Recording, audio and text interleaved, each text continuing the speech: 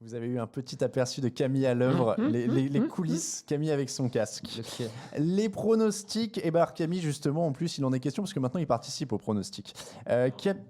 Ah bah si, il y a ton score, on le voit sur le liner en bas là, hein, donc tu es là maintenant. Les scores de la semaine dernière, 9 pour Camille, pour Raphaël et pour moi-même, 11 pour Grégory et 13 pour Raoul, mais Raoul, qui est dans un fire, feu, quoi. mais alors total. Au classement Il nous fait général... une Chargers, tu vois, ouais, ça va s'effondrer l'hiver arrivant. C'est ça. Raoul, 34 points, Grégory, 31, 30 pour moi, 29 pour Raphaël, 27 pour Camille. Donc pour l'instant, en effet, Camille est un peu en rookie. Hein, on sent qu'il y a des petits trous d'air pour le moment. Les pronostics pour la semaine. Vendredi 13 à 2h20 du matin, c'est donc dans la nuit si vous nous regardez dès jeudi. Green Bay Packers, 3 franchises à 0, 3 victoires à 0. Je ne sais pas pourquoi franchise, 3-0. Eagles, une victoire, 2 défaites. Ça aurait pu être une des affiches de la semaine, voire l'affiche de la semaine si ça avait été dimanche, parce qu'on ne fait pas l'affiche du jeudi en affiche de la semaine. On veut qu'elle puisse être écoutée dans les jours suivants. Mais clairement... Ça pouvait être une des affiches de la semaine, déjà parce qu'on avait 2 équipes sérieuses en NFC. Tu as quand même des Eagles qui pourraient se retrouver à 1-3, des Packers à 4-0 par exemple. Enfin, et dans l'optique d'une potentielle place en wildcard, on sait que les différences, ce genre de match intra-division en NFC peut faire la différence. Et puis gros taf pour Carson Wentz ce soir. Gros taf. Je repensais en venant à une chose que tu avais dit. Tu parlais de Jair Alexander dans l'émission de mardi. Ouais. Tu disais que tu le trouvais très bon. Est-ce qu'on est dans un cas où, parce qu'on en parle de temps en temps, on dit souvent le pass rush fait en sorte que la couverture ait l'air meilleure. Est-ce qu'on ne commence pas à être dans un cas où la couverture fait du bien au pass rush aussi à Green Bay? Parce qu'il y a des très bons defensive backs maintenant. Ouais, mais alors pour le coup, Green Bay, j'aurais encore du mal à l'analyser dans le sens que les principaux pass rushers de cette saison de Green Bay sont des nouveaux joueurs. C'est Zadarius Smith et Preston Smith qui sont arrivés. C'est vrai qu'ils font une différence en arrivant. Ils font aussi une différence tout de suite en arrivant. Donc, est-ce qu'ils se mettent en évidence parce que le backfield défensif des Saints c'est bon, ou est-ce que c'est... Du coup, là, pour le coup, c'est assez... Si on avait eu les mêmes joueurs, on aurait pu... C'est vrai. C'est peut-être un peu plus dur à juger, mais en tout cas, la défense de Green Bay fait vraiment plaisir à voir en ce début de saison. Des playmakers, de l'agressivité. Et face à une équipe des Eagles qui perd de plus en plus de joueurs sur sa ligne offensive, qui rament en attaque avec les blessures. Les mains qui glissent. Ils sont face à un mur, les amis de Philadelphie. Donc, les stats sont assez impressionnantes. Green Bay, premier sur les fumbles forcés, deuxième sur les points autorisés, troisième sur les sacs. Donc il y a du lourd matos. Peut-être Zadarius Smith incertain par contre. Il traînait une petite blessure à l'entraînement. Mais on l'a dit, tu l'as dit même mardi d'ailleurs, Clay Matthews qui revit. Enfin, il se passe quand même des choses. Il est chez les Rams maintenant. Mais... oui. Il revit. Il revit quand même. Il revit ailleurs, mais... Il a un lien avec les Packers, mais je m'embrouille. Voilà, c'est la fatigue déjà. 50. C'est le plus dur, hein, de toute façon, en termes de fatigue. C'est pas les 2 semaines de reprise, c'est les 2 suivantes. Bon, il y a le contre-coup et puis après, on prend le rythme de la saison. Rodgers, donc, a l'occasion quand même de se lancer. Il y a beaucoup de blessures aussi chez les cornerbacks de Philadelphie. Donc, on va peut-être voir à ce moment-là si ça l'aide. Une ligne défensive de Philadelphie qui n'est pas au niveau cette saison.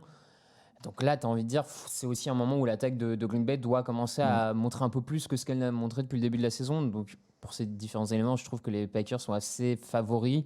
Après, ces 2 dernières saisons, les Eagles ont rarement été aussi bons que quand ils sont au pied du mur, en allant arracher des qualifications en play-off depuis leur titre de champion. Où c'est pas qu'ils ont une gueule de bois de champion, mais ça commence tout ne s'aligne pas. Ouais. C'est quand même poussif depuis. Est-ce que le départ de Frank Reich a un peu eu d'influence dessus? Il faudra se poser la question en attaque. Au niveau des Colts, en tout cas, oui, ça a dû avoir une influence quelque part. Mais moi, je vais aller sur les Packers. Les Packers, Packers pour tout le monde. Le coup d'envoi de dimanche à 19h, Atlanta Falcons, une victoire, 2 défaites, Tennessee Titans, une victoire, 2 défaites. Alors, on a un peu effleuré le sujet mardi. Est-ce que tu penses que c'est un match qui coûte sa place à quelqu'un? Dan Quinn, plutôt fin d'année pour toi? Ouais, plutôt fin d'année. J'ai du mal à voir les Falcons. J'ai pas l'impression que ce soit trop dans leur tradition de virer un coach. De mémoire, Mike Smith a été resté jusqu'une fin de saison quand ça se passait. C'est possible, ouais. Plutôt mal vers la fin. Il était quand même resté jusqu'au bout. Ils aiment bien faire durer la douleur, les Falcons, hein, parce que Mike Smith, c'est vrai que la fin avait été compliquée. Ouais, la fin avait été compliquée, donc je pense qu'il va rester quoi qu'il arrive. Alors, tu veux la stat what the fuck de ce match? Vas-y. Marcus Mariota a une meilleure évaluation que Matt Ryan sur le début de la saison.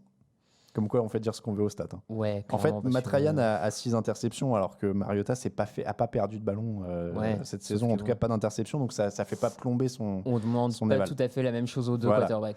Alors, le problème c'est marrant, c'est un match complètement des opposés, discipline des Titans, parce que c'est quand même leur fort. Ils sont pas flashy, mais ils perdent pas trop de ballons. Et voilà. Les Falcons, 7 ballons perdus, 35 pénalités. Donc c'est là que ça se joue, c'est vraiment choisi ton style. Moi je vais donner les Falcons au talent, mais pareil, je vais donner les Falcons au talent et parce que j'ai encore envie un peu d'y croire, mais clairement 2 équipes qui pouvaient lutter pour leur titre de division, celle qui passe à 1-3, ça va devenir assez compliqué. Ce qui m'embête, c'est que les Titans, c'est toujours un peu un match sur 2 avec eux, donc ils pourraient bien nous surprendre. Ils pourraient carboniser les Falcons. Et intercepter Matt Ryan qui a un peu du mal en ce début de saison. Ils ont quelques avec Kevin Byard. Bon, je vais aller sur les Falcons aussi, mais. Ouais, non, mais on est d'accord. On est d'accord. Falcons pour tout le monde, mais eux. Voilà. Ouais, voilà. Bills 3-0, Patriots 3-0. Les Bills ont arraché la victoire contre des petites équipes. Là, la marche semble très très haute. Les Patriots prennent 5,7 points par match. Chase Winovich, le rookie, a 2 sacs. Jamie Collins a 2 sacs et demi. Comment les Bills peuvent réussir un braquage là-dessus ? Ou alors la blessure au mollet de Tom Brady est beaucoup plus grave qu'on ne le pensait et il n'arrive plus à marcher dimanche. Non, mais c'est ça, tu parles de Tom Brady, mais je pense que l'une des seules chances des Bills de gagner ce match, c'est par la défense. C'est de réussir à mettre beaucoup de pression sur Tom Brady et de profiter des blessures qu'il y a sur la ligne offensive des Patriots pour mettre un peu de doute quand même malgré tout dans cette ligne offensive, même si elle se tient à peu près malgré ses absences. On le sait, du côté des Bills, il y a un très bon backfield défensif, Tre'Davious White, tout ça. Intercepter Tom Brady, réussir. Je pense qu'il n'y a que en maintenant les Patriots, en essayant de les maintenir autour de 20 points, qu'ils peuvent essayer de s'en sortir. Parce qu'en attaque, bien que Josh Allen soit assez...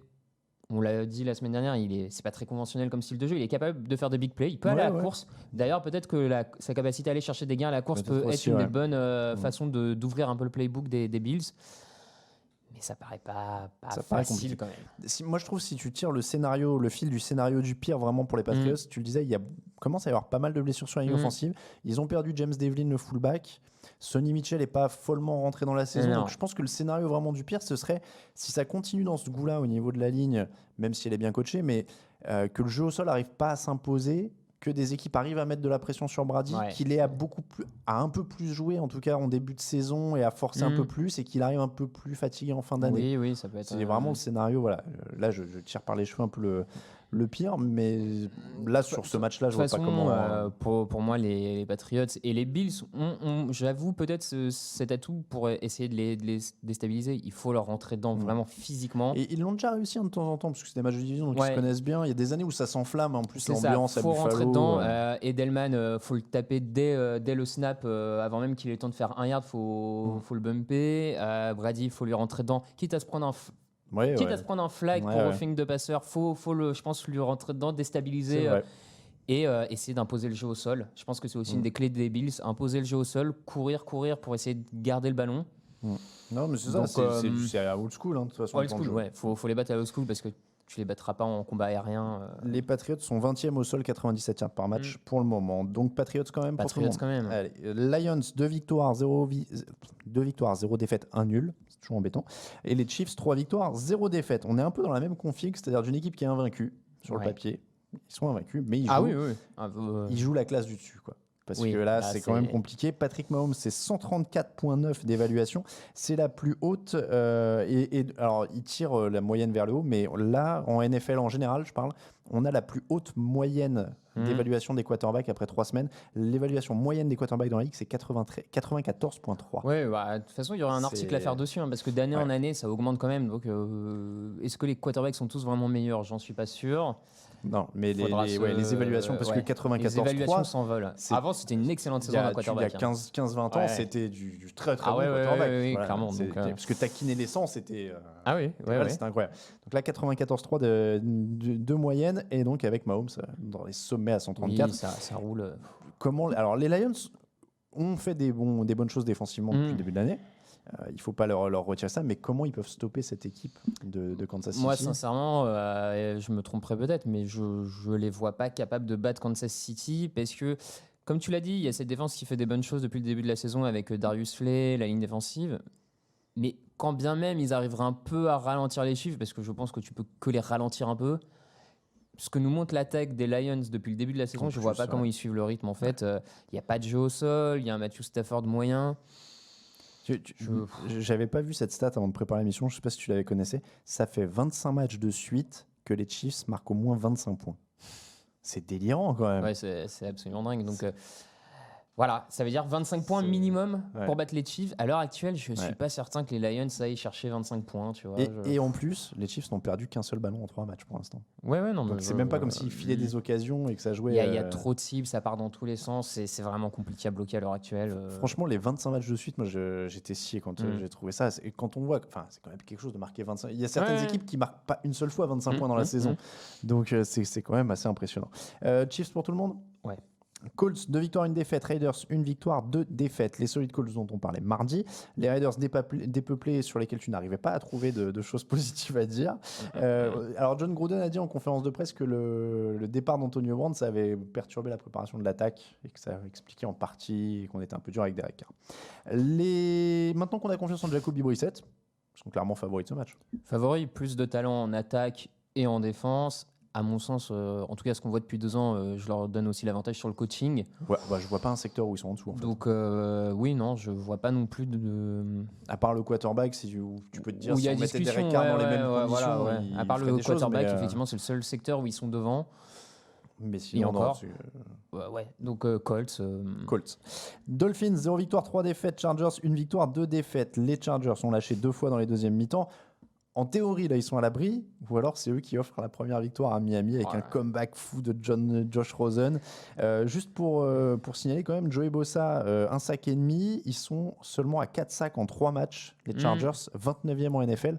C'est le moment de se réveiller, a priori. Ah, ben on a un début de saison où on est déçu par les grosses paires de defensive end de pass rusher qu'on attendait. On attendait les Von Miller-Chubb, on attendait les Bosa Ingram, et c'est des. Si je t'avais dit qu'ils auraient 4 sacs à eux tous en 6 matchs, total, je m'attendais un peu plus, effectivement.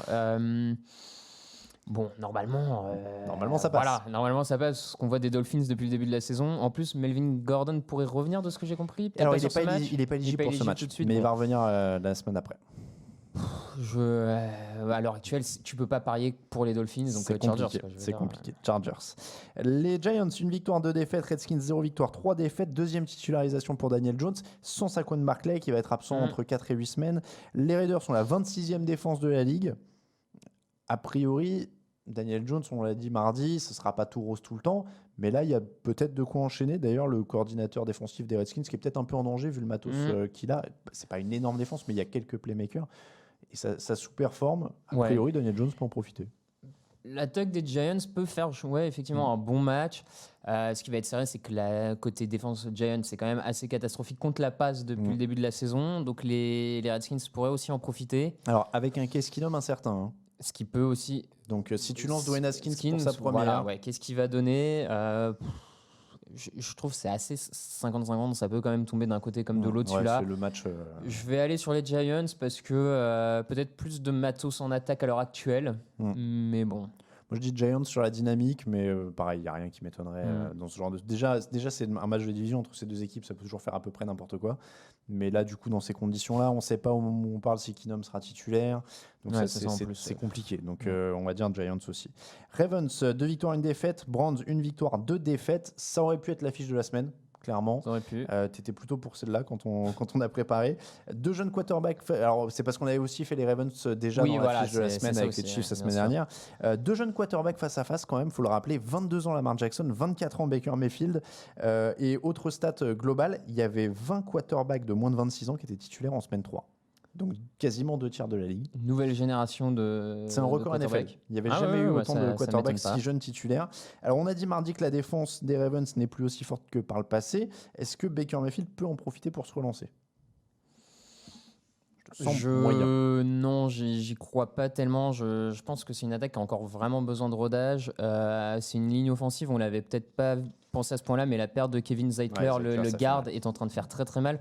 Autant les Browns ont gagné sur l'échange Odell Beckham, autant l'échange Vernon contre Zeitler, je suis pas certain qu'ils s'en sortent. C'était dans celui pour Vernon en plus. Je pensais que c'était pour Beckham. Tu vois. Non, Beckham c'était contre Jabril Peppers, c'était un tour de draft, et c'était Vernon contre Zeitler plutôt. Voilà, je pense que là, pour le coup, j'ai l'impression qu'ils s'en sortent peut-être moins bien sur celui-là. On a une ligne offensive en difficulté. Les Ravens sont capables d'avoir du pass rush. Le backfield défensif des Ravens, c'est un peu moins fort, mais il y a aussi des blessures. Moi, je pense qu'ils ont la capacité d'aller vraiment embêter la ligne offensive et Baker Mayfield. Et puis, ils ont une attaque En fait, l'attaque au sol des Ravens, je pense qu'elle est capable de marcher sur la défense des Browns. Donc moi, je vais aller avec Baltimore, clairement. Je vais aller avec Baltimore aussi. Après, j'espère pour les Browns qu'ils ont quand même envie de frapper un grand coup parce que battre les Ravens, revenir à 2-2 et redescendre les Ravens à 2-2, ça relance quand même. Ça rebat les cartes par rapport au début de la saison. Mais c'est vrai que c'est compliqué.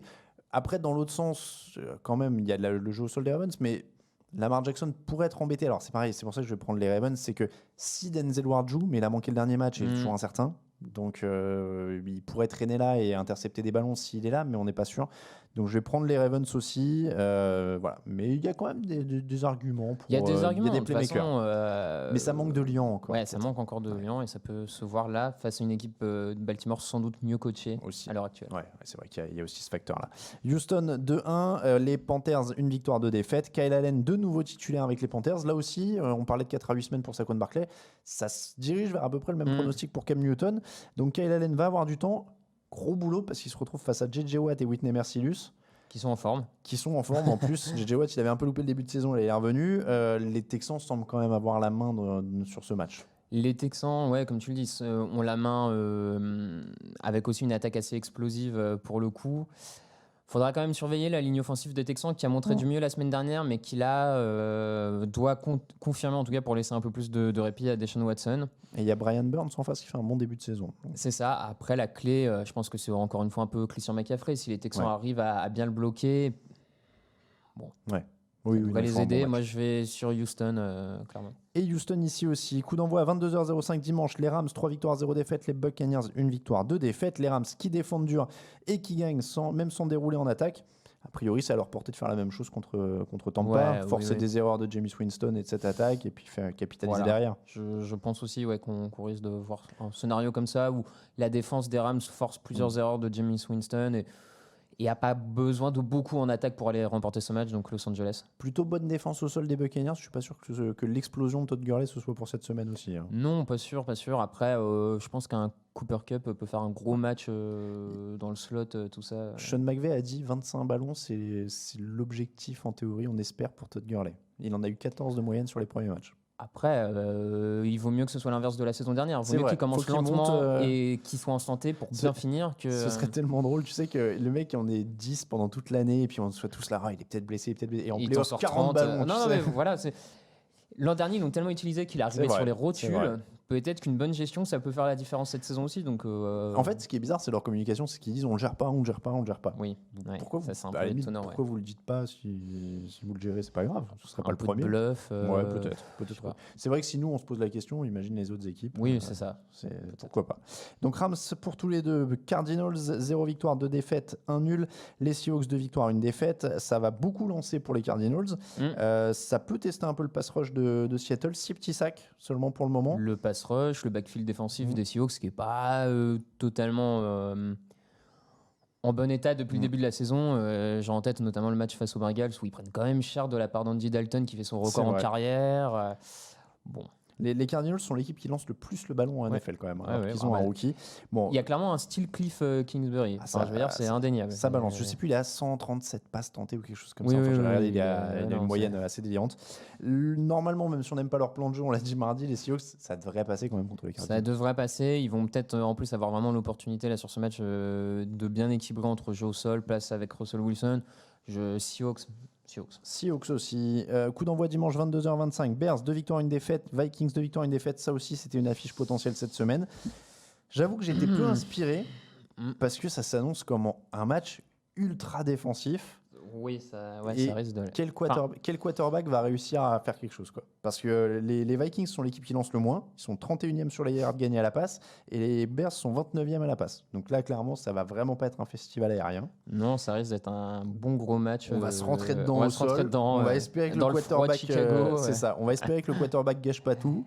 Je vous ai donné la moyenne des évaluations tout à l'heure, 94,3. Cousins, c'est 86,9. Et Trubisky, c'est 81,3. Donc on n'est pas sur des mecs qui tirent la moyenne vers le haut en termes de jeu offensif. Donc match serré où effectivement le facteur X ça pourrait bien être Dalvin Cook avec son début de saison. S'il continue sur cette lancée là et qui fait exploser la défense de Chicago, qui tient la balle, ça peut faire la différence. Par contre, à mon sens, si le run stop de Chicago remporte ce duel, Ça veut dire derrière que Cousins va devoir balancer dans le froid dehors. Vu son début de saison, alors je parie pas à l'heure actuelle sur Cousins face au backfield défensif des Bears, tout simplement. Moi, je vais aller sur Chicago. Ils sont à domicile. Ils ont la meilleure défense de la ligue. Je vais aller vers Chicago. C'est vrai que Cook va prendre un sacré défi. Il a flambé sur les 3 premiers matchs. Il va se prendre X, il va se prendre Trevathan, il va se prendre Roquan Smith. Je vais prendre les Vikings sur la foi de Thielen Diggs pour aider Cousins en cas de problème. Plutôt que Trubisky en cas de problème. Mais match serré, franchement. Donc je vais dire Vikings, Bears pour toi. Ça se finit en 10-7, tu vois, que je ne serais même pas là. et pour la petite stat, 54,2% des matchs joués sur un écart de 7 points ou moins cette année. C'est la 3e marque historique après 3 semaines. Donc un match sur 2 quasiment sur moins d'un touchdown. Donc il y a du suspense. La NFL aime ça. Il y a quand même du suspense. J'y pense parce que tu disais Cousins dans le froid. Je refais une petite parenthèse. On a parlé de Chiefs-Lions. C'est la première fois de sa carrière que Mahomes va jouer en intérieur. Ouais, c'est eux. Ce qui peut être inquiétant. Pour les Lions. Ouais, pour les Lions. Pour les Lions. Broncos, 0 victoire, 3 défaites. Jaguars, 1 victoire, 2 défaites. On l'a dit mardi, c'est la galère pour la défense des Broncos. 0 sur les sacs, les interceptions, les fumbles forcés. Est-ce qu'ils font tourner tout ça face aux Jaguars qui ne sont pas surarmés en attaque? Non. Qui ont eu du mal à courir ces derniers temps, qui n'ont pas énormément de receveurs. Il y a quand même Chris Harris malgré tout dans la défense des Broncos qui fait un bon début de saison, qui peut être capable de couvrir une des rares menaces. Je suis là, au début, en le voyant comme ça, je me suis dit, tiens, Jaguars, hype Minshew. Et plus le temps passe, plus je me dis, Denver à la maison, le pass rush qui va peut-être finir par se réveiller face à une ligne offensive des Jaguars qui n'est pas bonne. Pas très bonne, ouais. Qui est pas bonne. Et de l'autre côté, oui, les Broncos n'ont pas de quoi beaucoup avancer, mais en même temps, à la maison, si la défense de Jaguars reste longtemps en altitude sur le terrain. Ah, il y a ça aussi, ouais. La fatigue, Jalen Ramsey peut-être là, pas là. Oui, il a tout fait cette semaine. Hein. Il a été malade lundi, après il a été blessé mardi, après il a eu un accouchement mercredi. Après, a priori, l'accouchement c'était pas totalement prémédité. Je pense que c'est vrai. Il n'a pas pensé il y a 9 mois qu'il ferait la gueule et a priori. Ça se trouve, on ne sait pas, c'est même pas sa femme, tu sais, c'est genre, il a une copine qui accouche. Mais, mais je suis d'accord avec toi, il est pas si. Je vais changer d'ailleurs, je vais partir sur Broncos en fait. Je vais rester sur Jaguars, mais je suis assez d'accord avec toi qu'il n'est pas si évident que ça. Ça pourrait être aussi un petit score avec un Flacco qui va chercher sur l'expérience. Ça peut sentir la bonne purge. Ça peut. Je vais dire Jaguars sur la dynamique, mais je serais pas étonné de l'autre. Et en plus, je vais dire Broncos, je rajoute le duo peut-être Lindsay Freeman au sol. Oui, côté Broncos pourrait faire la différence. Bon, allez Broncos. Je vais dire Jaguars, mais tu m'as presque convaincu de changer. Coup d'envoi dans la nuit de dimanche à lundi 2h20, on a dit Cowboys tous les deux contre les Saints. Ouais. Et coup d'envoi dans la nuit de lundi à mardi à 2h15, un Monday Night qui va vous envoyer du rêve entre 2 équipes à 0 victoire et 3 défaites. Les Steelers d'un côté, les Bengals de l'autre, du rêve. Du côté de Pittsburgh, les bonnes nouvelles sont surtout défensives. Devin Bush, 29 plaquages, 3 fumbles recouverts. Stephen Tuitt, 3 sacs et demi. Il y a des bons joueurs. Il y a Fitzpatrick qui s'est montré dès son premier match. Il y a Minkah Fitzpatrick. Est-ce que ça suffit face à des Bengals presque plus talentueux sur les playmakers? Alors, il n'y a pas encore AJ Green, mais tu as un meilleur quarterback, en tout cas plus expérimenté avec Andy Dalton. Tu as Joe Mixon qui est un. Plus talentueux en attaque, plus talentueux en attaque. Geno Atkins, c'est un peu seul, donc ça suffit pas. En défense, il y a plus de talent pour Pittsburgh. Mais c'est pas un match. Pas facile, hein. C'est ça. L'attaque des Steelers galère, 269 yards par match seulement, ils sont 30e de la ligue. Il y a que les Dolphins et les Jets qui sont moins productifs en yards que les Steelers pour l'instant. Donc moi je vais dire les Steelers parce que c'est à domicile, parce que... Ouais, moi je vais jouer aux Steelers parce que j'ai vu que tout le monde avait joué aux Steelers et donc j'ai pas envie de perdre de points sur celui-là, mais... Il n'est pas évident. Ouais, les Cincinnati auraient le cherché que... Enfin, bon... Oui, non, je serais pas choqué. Même pas très choqué, quoi. Et ben ça fera 2 Steelers au repos. On commence les semaines de repos. Les Jets à 0-3 et les 49ers à 3-0. Voilà pour les pronostics, on passe aux cotes.